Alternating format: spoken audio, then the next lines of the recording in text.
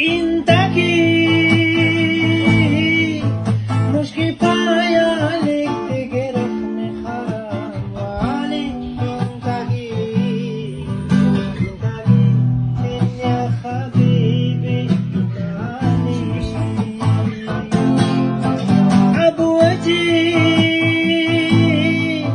ان رضي عليك تجرحني حرام وعليك انت اكيد